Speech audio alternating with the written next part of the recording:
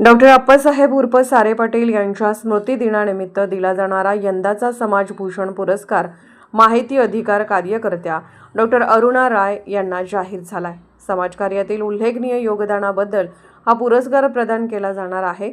समाजकार्य पुरस्कार श्री विद्याधर अनासकर यांना जाहीर झाला असून युवा प्रेरणा पुरस्कार कुमारी पूजा दानोळे यांना देण्यात येणार आहे।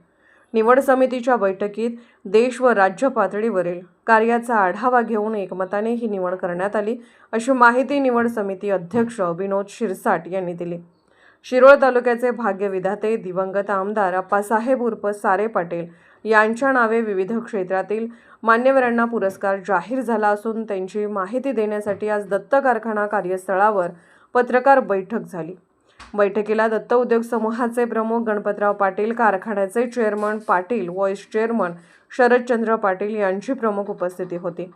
यावेळी माहिती देताना निवड समितीचे प्रमुख विनोद शिरसाट यांनी डॉक्टर अप्पासाहेब उर्फ सारे पाटील समाजभूषण पुरस्कार, डॉक्टर अरुणा राय समाजकार्य पुरस्कार, विद्याधर अनासकर तर कुमारी पूजा दानोळे यांचा सन्मान होत असून पुरस्काराचे स्वरूप स्मृतिचिन्ह व रोख रक्कम असे असून समाजभूषण पुरस्कारासाठी 1 लाख रुपये, समाजकार्य पुरस्कारासाठी 50,000 रुपये तर युवा प्रेरणा पुरस्कारासाठी 25,000 रुपये देण्यात येणार आहेत।